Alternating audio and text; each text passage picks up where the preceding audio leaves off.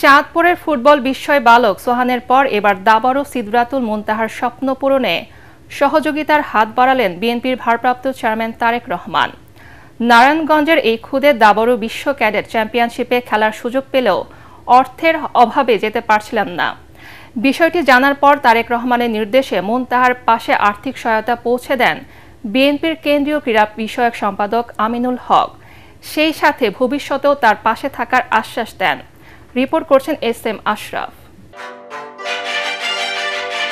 ১২ বছরেই সিদরাতুল মুনতাহা অর্জন করেছেন বয়স ভিত্তিক নানা সাফল্য। অনূর্ধ্ব ১০ থেকে অনূর্ধ্ব ১২ জাতীয় কিংবা জেলা সবখানেই নিজের প্রতিভার ছাপ রেখেছেন। তার অর্জনের ঝুলিতে আছে ১২টি পদক।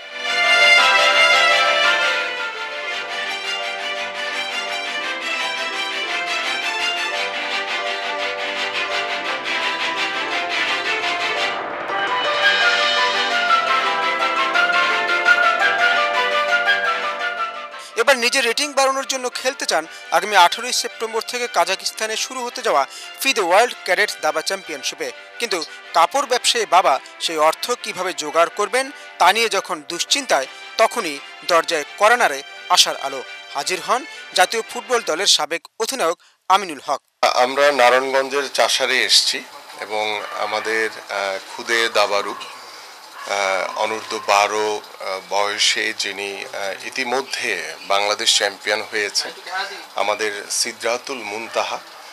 এবং আমি যখন শুনলাম যে আগামী ১৮ সেপ্টেম্বর কাজাকিস্তানে একটি ফিদে ওয়ার্ল্ড ক্যাডেট যে দাবা ২০২৫ সালের যে দাবাটি অনুষ্ঠিত হবে, আন্তর্জাতিক একটি টুর্নামেন্ট, সেই টুর্নামেন্টে অর্থের অভাবে সিদরাতুল মুনতাহার মতো এত প্রতিভাবান একজন খুদে দাবারু খেলায় অংশগ্রহণ করতে পারবে না।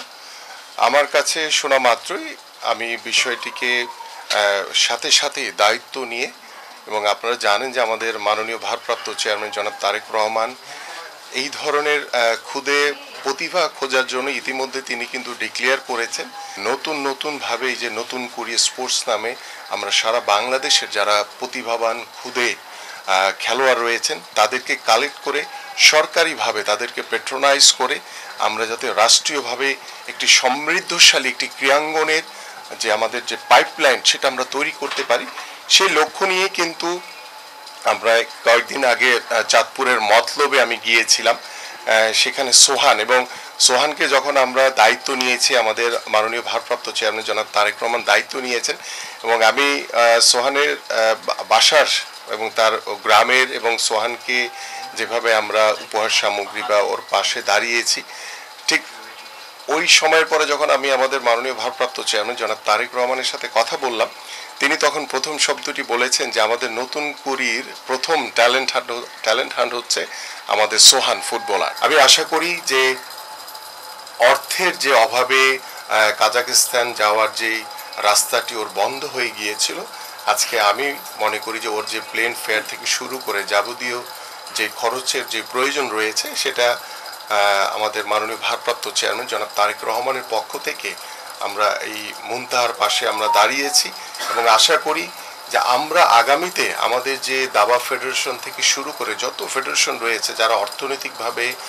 কিছুটা দুর্বল, সরকারের পক্ষ থেকে সার্বিক সহযোগিতার মাধ্যমে আমরা তাদের পাশে সবসময় থাকব।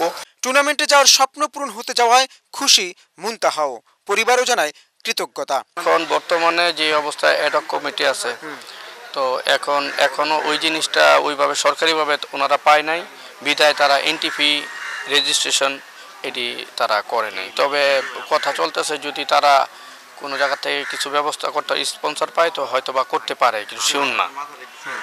এটা হলো আপনার ফেডারেশনে বর্তমানে আর কি কমিটি তো পূর্ণাঙ্গ কমিটি না। বাংলাদেশ যে আন্ডার 8, আন্ডার 10, আন্ডার 12 যারা চ্যাম্পিয়ন হয় ছেলে এবং মেয়ে উভয় আর কি ক্যাটাগরিতে, আর এই খেলাটার ওই ওয়ার্ল্ড কাপ, এটা বাচ্চাদের ওয়ার্ল্ড কাপ, এটা যারা চ্যাম্পিয়ন হয় তারাই যেতে পারে। ঠিক আছে, তো ওই সিদরাতুল মুনতাহা বর্তমান 2025 এই আন্ডার 12 চ্যাম্পিয়ন, তো ওই হিসাবে ফেডারেশন থেকে ওর নাম নমিনেশন হয়েছে। তো ওই জায়গা থেকে ইনভিটেশন আসে, তারপরে ওদের আর কি যাওয়ার প্রস্তুতি হয়। শুধু এটা না আগামীতে এই ওয়ার্ল্ড কাপের পরে আরেকটা আছে যেটা থাইল্যান্ডে স্কুল এশিয়ান টুর্নামেন্ট, ওটার মধ্যেও যারা চ্যাম্পিয়ন তারা জিতে পারবে। আর এইভাবে যেতে পারবে যাদের টাকা আছে, অনেক টাকা দিয়ে ওটা জিতে হয়, কিন্তু ওদের ওই জায়গার অর্গানাইজার ওই আবার আপনার কিছু ব্যবস্থা ফ্রি দেয় আর কি, থাকা খাওয়াটা 5 স্টারে থাকা খাওয়াটা ফ্রি দেয় আর কি। শুধু আমার চিন্তা করতেছি না, আমি আরও 4-5 জন খেলোয়াড় যারা আছে ওনাদেরও দায়িত্ব আমিনুল ভাই নিবে আমি আশা করি। এই অর্থ টুর্নামেন্টে ভালো খেলার অনুপ্রেরণা হিসেবে কাজ করবে বলে জানান দাবারু সিদরাতুল মুনতাহা। প্রায় প্রতিদিনই আল্লাহর কাছে দোয়া করেছি যে আমার এই টুর্নামেন্টে যাওয়ার স্বপ্নটি যেন হাতছাড়া না হয়। আল্লাহ আমার দোয়া কবুল করে দিয়েছেন। ইনশাল্লাহ ভালো করে আসতে পারবো, একটা প্রাইজ পেলে খুবই ভালো হবে আর কি। আমার ইচ্ছা আছে ফার্স্ট সেকেন্ড থার্ডের মতো থাকা আর কি। আমার রেটিং আপাতত কম আছে, এটা ইনশাল্লাহ আমি বাড়াতে পারবো, মানুষদের পাশে দাঁড়াতে এবং অন্যান্য খেলোয়াড়দের সাহায্য করতে। উনি যে আমার এই বাসায় এসেছে এমন, এটা আমার কাছে স্বপ্নের মতো লাগছে। S M Ashraf, ATN Bangla.